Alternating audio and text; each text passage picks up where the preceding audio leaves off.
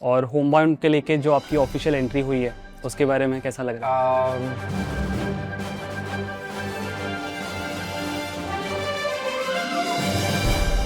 And also मर्दानी 2 में जो आपने नेगेटिव रोल प्ले किया at such a young age of 25, उसका प्रोसेस क्या था, उसकी कास्टिंग प्रोसेस क्या थी, आपने उसके लिए प्रिपेयर कैसे किया? मर्दानी 2 का कास्टिंग प्रोसेस मुझे ऐसा लगता है ज़िंदगी का सबसे टफेस्ट ऑडिशन अगर कोई क्रैक किया हो तो वो मर्दानी के लिए था। तब मुझे फिल्म में एक्टिंग कैसे करते ये इतना पता नहीं था, मैं टीवी में कुछ काम करता था। ऑडिशन प्रोसेस तो बहुत टफ था। यशराज में आपको ऑडिशन के लिए बुलाया है, जहाँ पे आप गेट के अंदर झांकने के सपने देखते हो, ऐसा सपने देखते हो कि अंदर से एक बार यशराज फिल्म्स को देखूंगा कैसा है। थी एक एक्सरसाइज दी गई थी, मैंने वो एक्सरसाइज की and then it took me 4 to 5 second to come out of that.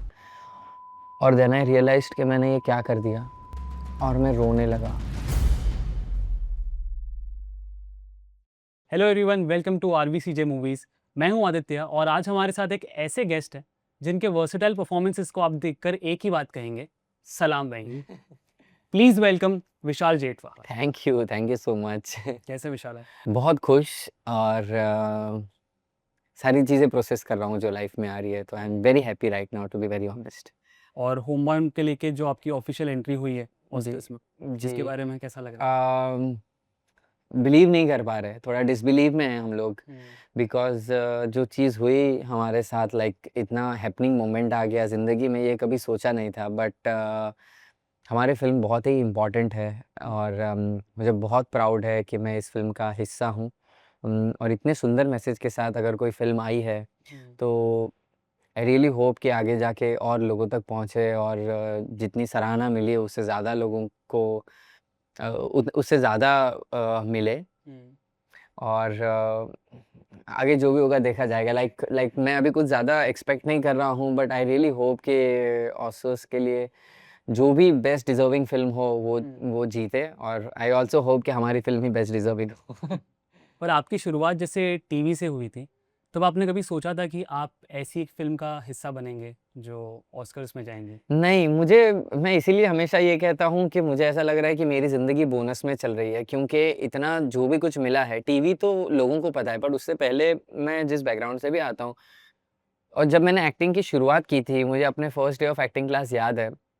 उस दिन कभी भी अगर कोई कहता कि एक दिन तेरी फ़िल्म ऑस्कर के लिए ऑफ़िशियल एंट्री होगी इंडिया से, तो वो अनबिलीवेबल लगता और इम्पॉसिबल ही लगता। बट आज ये चीज़ सच में हो रही है। इसलिए डिसबिलीव है।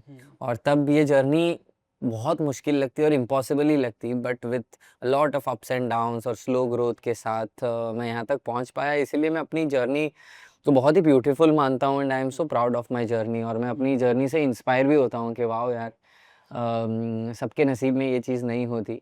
ऑल्सो मुझे ऐसा भी लगता है कि बहुत सारे लोग शायद ज़्यादा हार्ड वर्क करते होंगे, ज़्यादा टैलेंटेड होंगे, बट हर एक लोगों को, हर एक एक्टर को ये दिन नसीब नहीं होता और मुझे मिला है। इसलिए ऐसा भी लगता है कि शायद जितनी इच्छा थी और जितना डिज़र्व करता हूँ उससे थोड़ा ज़्यादा मिल गया है, और थोड़ा नहीं, नहीं, बिल्कुल आप सब थोड़ा डिज़र्व करते हैं। जी, थैंक यू। आप ये कह रहे हैं, but I really feel because मैं सचमुच मानता हूँ कि बहुत अच्छे एक्टर पड़े हैं इंडस्ट्री में, और जो अच्छे काम की तलाश में हैं हुँ, और सही समय पे, सही जगह पर वो नहीं पहुँच पाते, इसलिए उनको अपॉर्च्युनिटी नहीं मिलती। हुँ। और आई रियली होप ज़्यादा से ज़्यादा अच्छे लोगों को काम मिले और अपने टैलेंट शो करने का मौका मिले।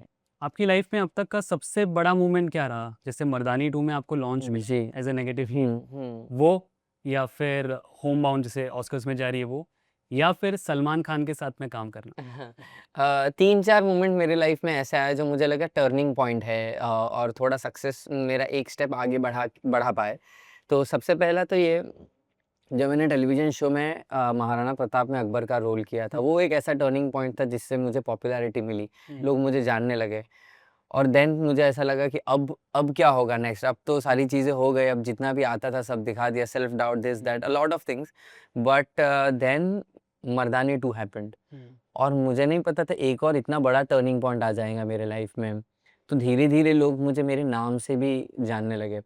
और अभी होमबाउंड, हुँ, तो लाइफ इज़ सो अनप्रेडिक्टेबल कि आपको कभी पता ही नहीं है कि क्या हो जाएगा। हुँ, और ये आई थिंक ये 3 बहुत बड़े पॉइंट लगते हैं मुझे लाइफ में, अपने करियर ग्राफ को देखूँ तो मैं, प्रोफ़ेशनल लाइफ को, तो ये 3 पॉइंट मैं हमेशा याद रखूँगा। हुँ। जी, और सलाम वेंकी में आपने काजोल मैम के साथ में काम जी, किया और मर्दानी 2 में आपने रानी मुखर्जी मैम के साथ। जी, जी। तो ये दोनों एक्सपीरियंसेस कितने एनरिचिंग थे एज़ एन एक्टर? बिकॉज़ मुझे लगता है कि बहुत ही आप लकी हो उस मामले में कि आपको हाँ, रानी मुखर्जी और काजोल दोनों के दोनों साथ के में साथ काम करना। काम करने का मौका मिला। देखो फीमेल एक हमेशा लकी चार्म रहे हैं मेरी ज़िंदगी में। मेरे लाइफ में मेल फिगर बहुत कम है, मतलब मेरे पापा नहीं है, हुँ। मेरे दादा नहीं, मेरे नाना नहीं, मेरे काका नहीं। तो फीमेल्स के इसमें ही मैं बड़ा हुआ हूँ, मतलब मम्मी, दीदी, मेरी दादी, मेरी नानी, इन लोगों से बहुत क्लोज़ रहा हूँ। मेरी मौसी, इन लोगों से बहुत ही क्लोज़ रहा हूँ। और फ़िल्म इंडस्ट्री में भी ऐसा ही हुआ मेरे साथ। मैंने रानी मैम के साथ काम करने की शुरुआत की, काजोल मैम के साथ किया, शेफ़ाली मैम के साथ मैंने काम हुँ। किया। तो ये एक बड़ा ही एनरिचिंग एक्सपीरियंस रहा है, क्योंकि रानी मैम, काजोल मैम तो they are like big stars, और उनका काम करने का तरीका, वो लोग इतने प्रोफ़ेशनल है। हुँ। और रानी मैम की बात करूँ तो मैं जब फर्स्ट टाइम उन्हें मिला तो मुझे तो बड़ा ही डर लग रहा था कि बाप रे! मैंने कौन-सी फ़िल्मों में देखा है और आज मैं इनके साथ काम करने वाला हूँ। तो मैं खुद ही डरा हुआ रहता था, उनसे दूर रहता था। बट उनके काम करने के तरीके से मुझे बहुत सारी चीज़ें सीखने मिली। इतने प्रोफ़ेशनल, ऑन टाइम सेट पे आना, हुँ। और स्विच ऑन स्विच ऑफ भी उनका बहुत फ़ास्ट है। मतलब कोई किरदार, कोई ऐसा सीन हो जहाँ पे आपको इमोशन के अंदर, इतने इंटेंस इमोशन के अंदर जाना है, हुँ। और वो कुछ समय पहले हँस रहे, मस्ती मज़ाक कर रहे हैं, और कुछ समय के बाद आप देखो तुरंत सीन में है, तो आप लगता है बाप रे! हुँ। ये सब कैसे हो रहा है? और यू आल्सो फ़ील कि you want to learn something like this, so that hmm. Always you don't have to take your character home and come back with the same. Hmm. तो ये मुझे यहाँ से सीखने मिला। काजोल मैम भी बहुत ही वेलकमिंग, बहुत ही वार्म थे उनमें, और आपको बहुत समझते हैं, तो मुझे बड़ा ही प्यार भी मिला काजोल मैम के साथ। मैं बहुत ही खुश हूँ इस बात से कि मेरी करियर की शुरुआत की 2 फ़िल्में बॉलीवुड में वो इतने सुपरस्टार्स के साथ रही। एंड ऑल्सो मर्दानी 2 में जो आपने नेगेटिव रोल प्ले किया at such a young age of 25, हुँ। उसका प्रोसेस क्या था? उसकी कास्टिंग प्रोसेस क्या थी? आपने उसके लिए प्रिपेयर कैसे किया? मर्दानी 2 का कास्टिंग प्रोसेस मुझे ऐसा लगता है ज़िंदगी का सबसे टफ़ेस्ट ऑडिशन अगर कोई क्रैक किया हो तो वो मर्दानी के लिए था, क्योंकि तब मुझे फ़िल्म में एक्टिंग कैसे करते ये इतना पता नहीं था। मैं टीवी में कुछ काम करता था, हुँ। और मैं इसका पूरा श्रेय देना चाहूँगा शानू शर्मा मैम को, क्योंकि उन्होंने मुझ में वो देखा जो मैं भी अपने आप में नहीं देख पाया। मैं उस समय पे बहुत सेल्फ डाउट से गुज़र रहा था। मुझे नहीं पता था कि मैं इतनी बड़ी फ़िल्म का इतना बड़ा हिस्सा बन पाऊँगा और ऐसा किरदार कर पाऊँगा जिसके एक ही फ़िल्म में 6-7 अलग-अलग शेड है।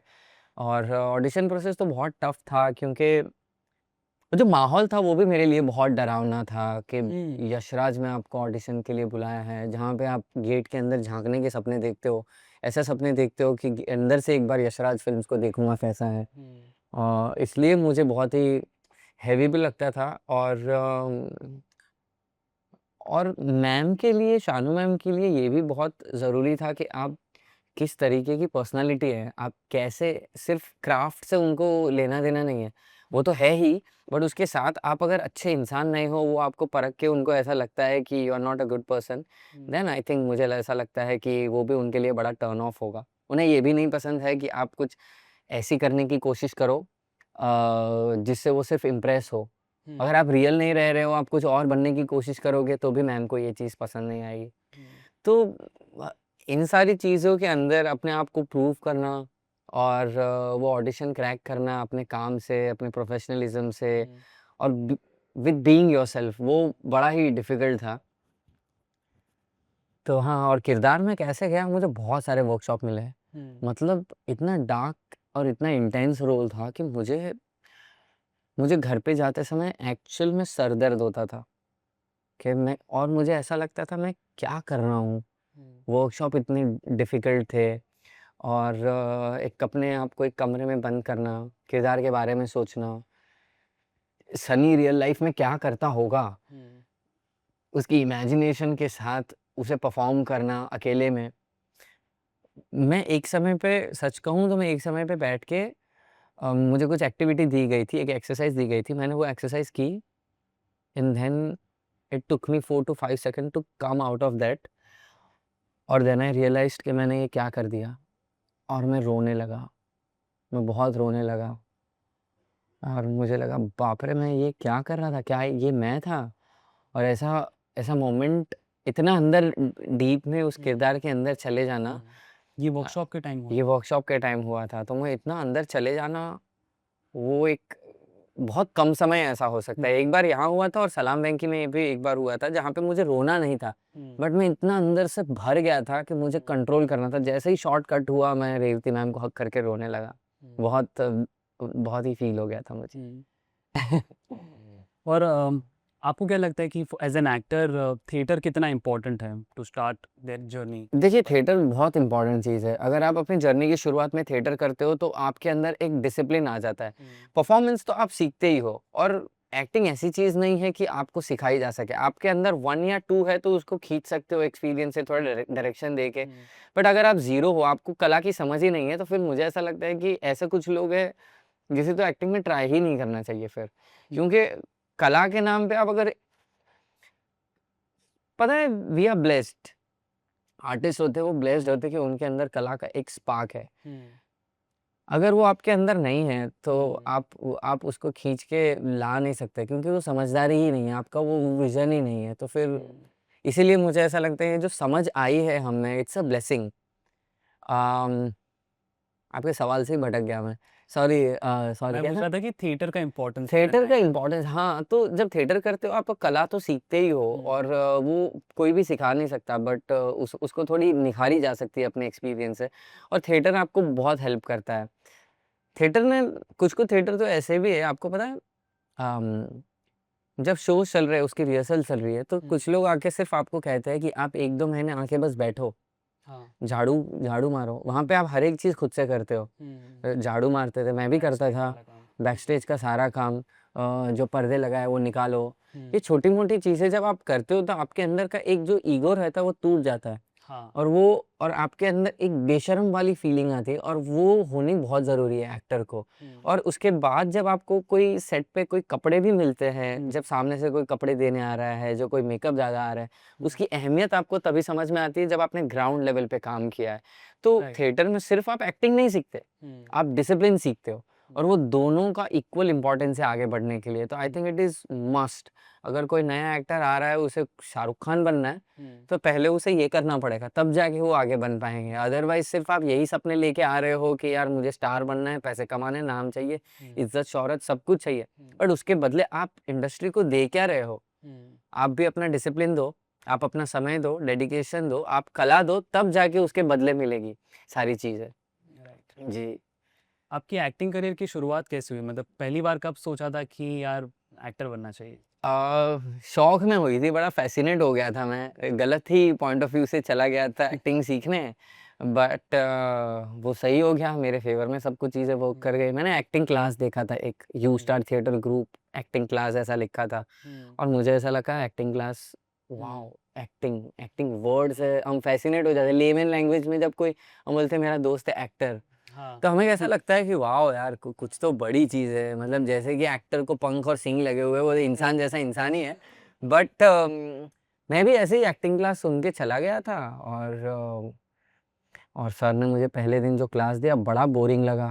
सर कहते हैं ये पोएम पढ़ो। मैं पोएम लिखी थी लहरों से डरकर नौका पार नहीं होती, कोशिश करने वालों की हार नहीं होती। तो यार क्या बोरिंग चीज़ है मतलब मैं आया हूँ यहाँ पे एक्टिंग करने तो कुछ अभी डांस कराओ यार, कुछ शाहरुख खान वाले डायलॉग दो, ये क्या है? कि विशाल कोई भी ज़िंदगी में कोई प्रोडक्शन हाउस में जाओ, कभी कंप्लेन मत करना ये कपड़े क्यों दिए, कभी ये कंप्लेन मत करना कि मैं ये रोल नहीं करूँगा, वो रोल नहीं करूँगा, डिसिप्लिन में रहो, टाइम पे जाओ, टाइम पे आओ, ईगो नहीं आना चाहिए। मुझे बड़ी बोरिंग बात लगी बट नाउ आई रियलाइज़ कि वही चीज़ों के वजह से हम आगे आते हैं, सिर्फ़ एक्टिंग की वजह से नहीं, सिर्फ़ क्राफ्ट की वजह से आप आगे नहीं आते, आपका एक अप्रोच है ज़िंदगी को देखने का।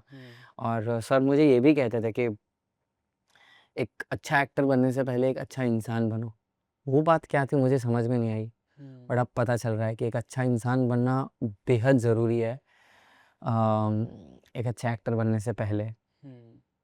देन फिर क्राफ्ट की बात आई तो मैं सीखने लगा और डेडिकेशन लेवल मेरा इतना बढ़ गया कि एक दिन एक किस्सा बताता हूँ। मीरा रोड में था मेरा एक्टिंग हम्म, क्लास और मैं साइकिल पे जाता था। तो बीच में बहुत बारिश हुई थी तो पूरा यहाँ-यहाँ तक पानी भर गया था। और नॉर्मली कोई लड़का होता जैसे मुझे स्कूल जाने के लिए कहते तो मैं शायद मना कर देता कि बहुत बारिश आ रही है, बहाना मारता। हाँ, बट मेरी साइकिल इतनी डूब गई है, मैं साइकिल से उतर गया, मैं साइकिल हाथ में लेके चला रहा हूँ हम्म, और पूरा भीगा हुआ हूँ और मैं क्लास में चला गया और मैं पूरे गीले बदन से मैं क्लास ले रहा हूँ। हम्म, और सर ने भी मुझे कह दिया उस दिन कि अभी नहीं आना चाहिए था ना आज तो। हम्म, और मुझे रियलाइज़ भी नहीं हुआ कि मैं क्यों चला गया क्लास हम्म, में। तो आई फिगर्ड कि वो जो पागलपन था, वो जो फायर थी मेरे अंदर, हम्म, वो मुझे आगे बढ़ा के लेके आई। हम्म, और वही मेरा डेडिकेशन था, प्यार बढ़ गया है। मेरी हॉबी मेरे प्रोफ़ेशन में कब बदल गई, हम्म। पता ही नहीं चला। मैंने पढ़ा है आप अपनी मम्मी के साथ में ऑडिशंस पे जाते थे, आपकी हाँ, मम्मी आपको ऑडिशंस के लिए लेके आती थी। हाँ।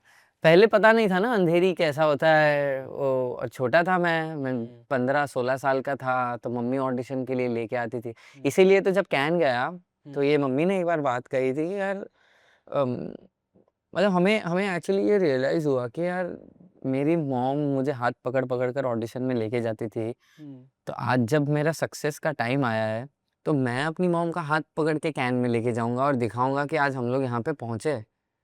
So sweet. तो ये बड़ा इम्पोर्टेंट लगा मुझे हुँ, और मैंने वही करने की कोशिश भी की थी। तो मम्मी आती थी मेरे साथ ऑडिशन पे।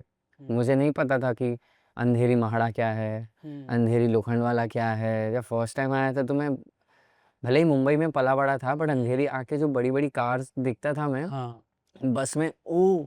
बड़ी कार चल रही है, वॉव! देखो, देखो ये कौन-सी कार है?